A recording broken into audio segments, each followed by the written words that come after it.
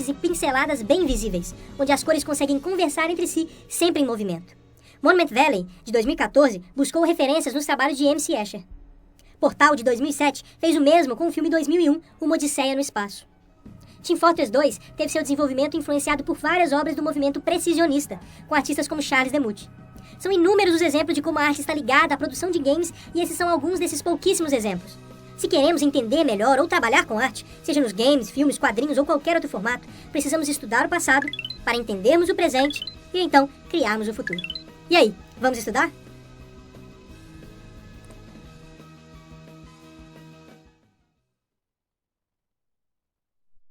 Por que devemos estudar arte? Olá a todos que faz parte, né, meus alunos, né, e alunos também da rede municipal, né, do 8º ano. Vamos dar início a mais uma aula, né, a segunda aula de hoje, a aula sobre arte. Na aula anterior, né, revisando um pouco, trabalhamos sobre o conceito de arte, o que é a arte, para que ela é utilizada, um pouco sobre arte visual, né, diálogos entre arte e artistas de diferentes épocas. Também trabalhando sobre a arte pop, que é a arte difundida em massa, né, para a grande massa, que até então a arte era algo mais recluso, algo mais para a elite, né, para as pessoas que tinham condições financeiras acima, né? E também trabalhamos sobre conceitos de surrealismo, que é o tipo de arte que vai além da lógica, além da razão. Por exemplo, querubins com asas, né? Ou pessoas que começam a voar, ou relógios que começam a derreter, né? Muitos quadros de pintores representaram muito o surrealismo. Um exemplo de pintor do surrealismo é o Salvador Dalí. Ele é muito conceituado e considerado o pintor do surrealismo. Hoje vamos trabalhar sobre o papel da dança e suas manifestações artísticas.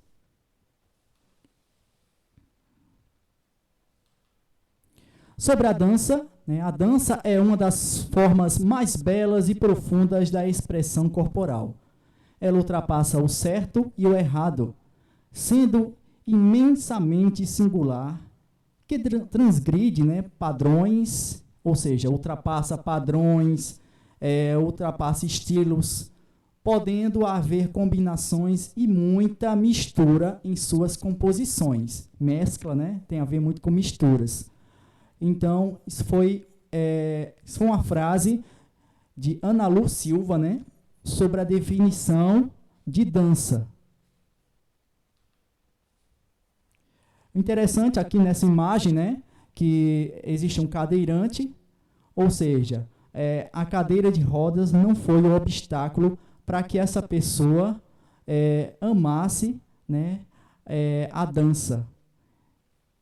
Ou seja, ela ultrapassou os padrões e estilos e disse o seguinte: isso aqui não vai ser o meu limite. Eu sei que eu posso muito mais, e eu vou fazer aquilo que eu mais amo fazer, que é a dança. Então, ali é uma mistura das pessoas que... Muitas vezes a gente reclama da vida, né? Muitas vezes a gente diz, meu dia é chato, eu não sei o quê, eu não sou incapaz disso, eu não sou incapaz daquilo. E você vê tantos exemplos de pessoas que tem deficiência, né, entre aspas, né, porque isso não é desculpa para que aquela pessoa siga em frente e que faça diferença na vida de outras pessoas, né? São exemplos de vida. Então, não se limite a isso, né? Não crie limites, não crie barreiras. Ao contrário disso, faça o contrário, né? Você consegue romper as barreiras. Você é muito mais do que você imagina ser. Nunca esqueça disso. Você é muito mais importante. Então, dando continuidade, a arte corporal que é também sinônimo de dança, né? A dança, na verdade, existe desde a pré-história. Desenhos deixados pelos pré-históricos nas cavernas, né, foram encontradas por estudiosos. Estes ritmos estavam ligados a rituais de caça e de sobrevivência. Eram ritmos que invocavam poder, forças naturais para a caça e a fertilidade. Estes rituais não deixaram nunca de ser uma dança. Então, a dança, para eles, era algo mais relacionado à invocação de forças sobrenaturais, né? Os deuses, né, que eles cultuavam. Também a dança, eles registravam a dança para representar a sua caça, a sua reprodução, a sua fertilidade, né? Então, a dança tinha um papel específico aí.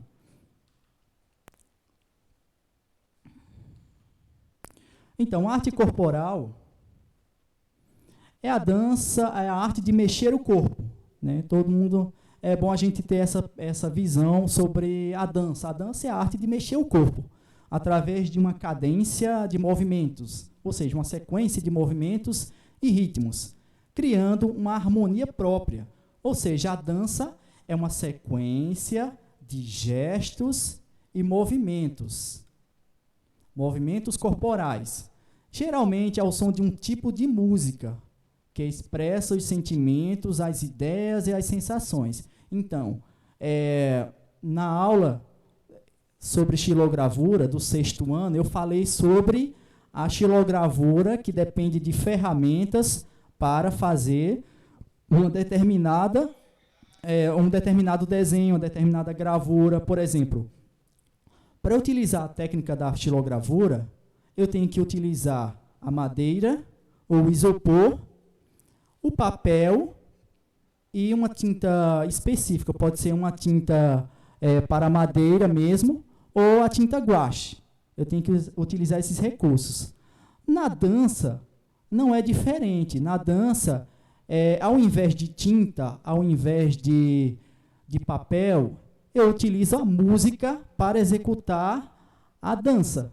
Então, a dança é a arte de mexer o corpo. Mas, para que eu mexa o corpo, embora isso não é uma regra universal, né, que tem que ter a música para rolar, né, existem tantos grupos de dança que não utilizam de forma alguma a música, mas nesse caso aqui específico, vamos utilizar muito a música para representar a dança, para a execução da dança, tá bom? Então, não é somente através do som de uma música que se pode dançar, é o que eu acabei de falar também, não é uma regra universal, pois os movimentos podem acontecer independente do som que se ouve e até mesmo sem ele. Então, exemplos ali, né? A garotinha praticando balé, na época do Renascimento, o balé clássico era um tipo de dança que era muito utilizável, né? Utilizado na época. E ali uma representação de homens primitivos, né? Utilizando também a dança, só que neste caso para a invocação de deuses. A arte corporal, que é a dança, no Egito o povo dançava em homenagem a seus deuses e faraós. Então, a dança no Antigo Egito era mais relacionado para a homenagem de seus deuses e faraós. E eles acreditavam que a dança era uma prática que invocava esses deuses, né? Os faraós, que para eles também eram deuses. Então, a maioria dos deuses que eles invocavam, né, eram deuses terrenos, no caso, representado pela figura do faraó. A arte corporal, né, também relacionado à Grécia e à Roma, né? Na Grécia Antiga, as danças começaram em homenagem a Dionísio, né, que era o deus das festas e do teatro. Então, os gregos e também os romanos também utilizavam muitos deuses humanos, né? Ou com personalidades humanas, personificações humanas. Na Grécia, eles tinham... Cada grego tinha um deus específico para eles. Tinha a deusa do amor, né? O deus supremo, que é o Zeus. E o Dionísio, que era o deus do teatro e das festas, né? E em Roma, este mesmo deus, sim, instituía Bacon, né? Ou Bacon, né? Deus do vinho. As danças eram feitas periodicamente em homenagem aos deuses no período antigo. Então, podem perceber aí a semelhança entre a Grécia e a Roma, né? Existe muita similaridade, ou seja, muita semelhança entre as duas culturas em relação à dança. A dança tinha um papel muito importante na evocação de tais deuses. Era como se eles fizessem isso, eles chamariam a atenção dos deuses e, automaticamente, eles também se satisfaziam com isso, né? A satisfação pessoal disso. Então, a igreja na Idade Média, aqui agora vamos para um período bem mais na frente, né? A igreja na Idade Média não conseguiu censurar esta arte da dança. Em todas as manifestações populares, as danças estavam presentes entre os camponeses e até mesmo entre a realeza. Então, resumindo aqui, a dança era mal vista aos olhos da Igreja Católica na época. Então, eles meio que dançavam nas escondidas, porque a igreja se sentia ameaçada de compartilhar a dança, porque achava que isso não fazia parte dos preceitos e dos sentimentos religiosos, né? Porque era algo mais respeitoso, né? Era uma idade muito difícil, que é a Idade Média, que é conhecida também como Idade das Trevas. Então, qualquer manifestação artística ou pensamento científico era mal visto pela Igreja Católica. E a dança, na época, não poderia ser diferente. Então, uma dança que era... Essa dança é chamada de carola. É uma dança utilizada muito na Idade Média pelos camponeses, né? E pela realeza, só que às escondidas. No Renascimento, que foi após, né, a Idade Média, surgiu o balé da corte, com coreografias e indumentárias sofisticadas, que eram praticadas apenas por homens, mas também as mulheres também tinham a sua função também no balé, tanto que até se popularizou na época do Renascimento. Este balé surge na Itália. Então, o Renascimento é um período muito interessante, porque lá é praticamente o berço de quase tudo relacionado à arte, né? Por isso que eu gosto muito, em todas as aulas, eu falo muito sobre o Renascimento cultural, porque ele teve uma relevância muito grande sobre a difusão da arte e do conceito de arte hoje em dia. Então, tanto na parte de pintura, tanto na parte de música, tanto na parte da dança, enfim, em diversas vertentes, a arte no Renascimento teve o seu berço, né, de prosperidade. Observem o quadro 1 e o quadro 2, né? A leveza, a dança na época do Renascimento era algo mais sutil, algo mais leve, algo que representava a grande classe também, né? Quem praticava balé, quem fazia parte da classe aristocrática, né? Que é a classe dos nobres, da realeza, era algo mais sutil, né? O balé é uma dança. Os movimentos do balé exploram o chão e o ar e combinam graça, força e leveza, né? O balé é uma arte de extrema dedicação, de extrema complexidade. Então, além de ser algo tão leve, algo tão inspirador, né? É tão inspirador quanto a poesia, né? Também exigia muita dedicação, né? Dedicação até extrema. Se vocês observarem bem, né, ou pesquisar no YouTube a educação do balé, né, hoje em dia, como é a rigidez, né, dos exercícios, né, para você conseguir alcançar a perfeição.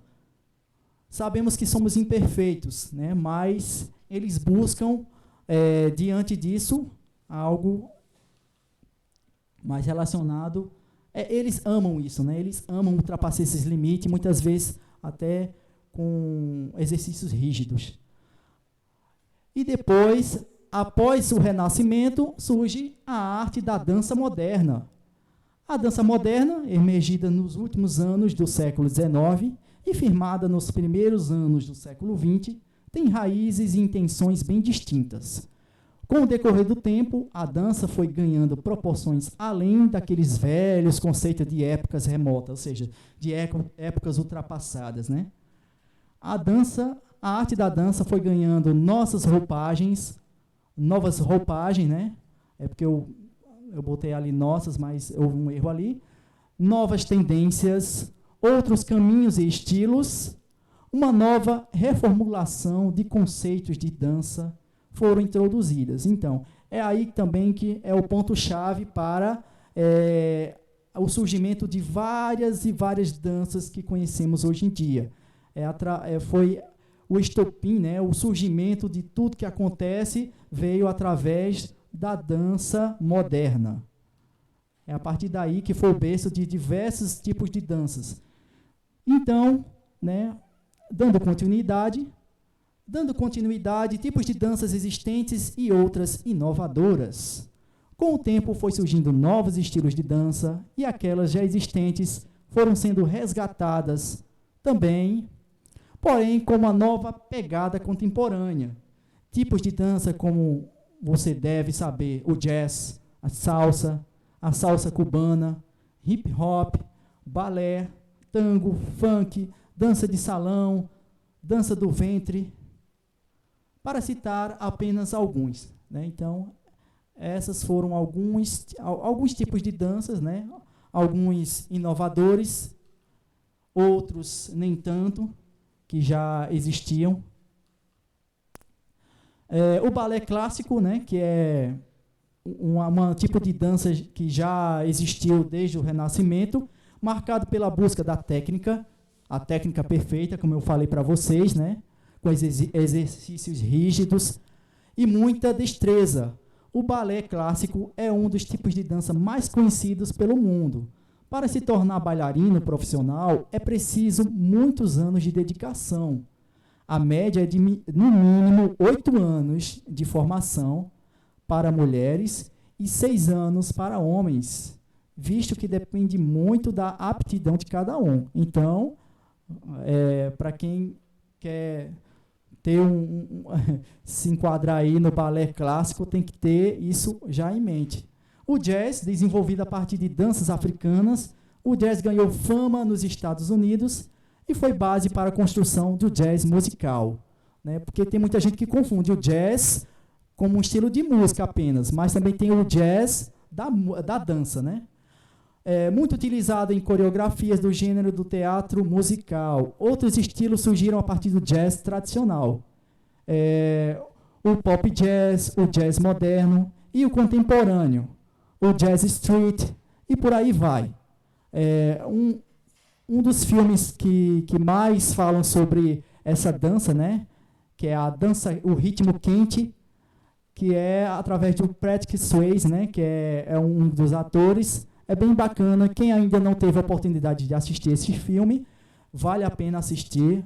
Você está perdendo, é muito bom, representa muito esse tipo de estilo de dança.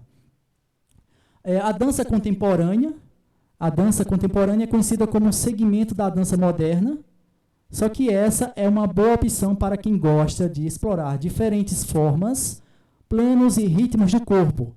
O estilo da dança contemporânea é ótimo para aumentar a consciência corporal e força física, né, através de movimentos que fogem do comum. Então, exige muito esforço físico, né, muito exercício para a dança contemporânea, mas que faz muito bem à saúde. É a dança contemporânea. O sapateado, né, que é vibrante e desafiador. O sapateado aprende passos que emitem sons dos sapatos, né? Muito estiloso e é a opção perfeita para quem quer melhorar o ritmo, a coordenação motora e ainda se divertir muito, né? Existem teatros de danças com sapateado muito interessantes, né? Observando bem as figuras ali. O flamenco, cuidado para não confundir com o time do Flamengo, né? O flamenco é um tipo de dança flamenco nascido de perseguição política e religiosa, né? O flamenco deu voz ao espírito de desespero, de luta, de esperança e orgulho dos expulsos durante a Inquisição espanhola. Então, o flamenco ele tem essa identidade assim do caliente, né? Do quente, das cores vibrantes, né? O vermelho, o preto, pode observar nas figuras, né? O flamenco, em geral, consiste em 3 elementos, né, artísticos: música, dança e a guitarra, através do violão, né? Tem gente que acha que guitarra é só aquele instrumento lá pesado, né? Mas também tem a guitarra violão. Além disso, muitas vezes há membros que tocam palmas. Então, é uma dança. O flamenco é uma dança que exige muito a utilização do violão. Outro recurso também é o bater de palmas e suas cores vibrantes.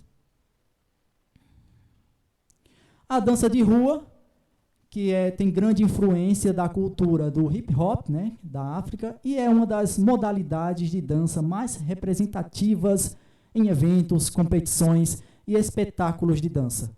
Depois surgiram outros estilos de dança, derivados como freestyle, né, entre outros. A dança de rua move multidões e atrai muitos jovens, pelo desafio que representa e pelo caráter socializador. Assim, um grande movimento acontece em torno do hip hop, né, junto com a MCs, DJs, grafiteiros e etc. Né? Então, a dança de rua tem a sua identidade, né, e o seu cenário, basicamente, como o próprio nome está dizendo, street, dança. Então, a dança de rua é uma dança com um cenário de rua, né, com seus praticantes, onde tem muitos grafiteiros, né, que fazem a sua arte, a arte visual, como também dos praticantes da dança do hip hop. Então, existem várias representações dentro do hip hop.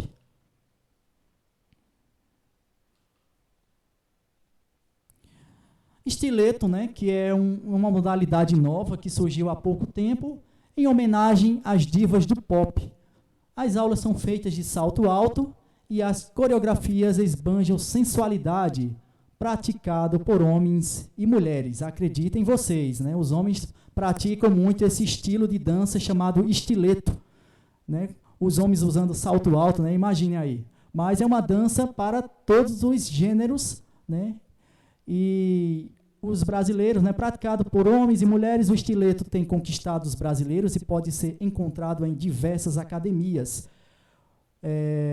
Faz carão e se joga, né? Também tem esse estilo também de você fazer a sua expressão facial, tipo fazer aqueles bicos, né? Fazer a carinha. E os homens ali, ó, representando na foto 2, com salto alto. Dança africana. A dança tradicional africana está ligada com as práticas curativas, rituais e espirituais. Então, é uma dança já bem antiga, né? O estilo é bastante energético, o ritmo é intenso e todo o corpo fica envolvido durante os movimentos.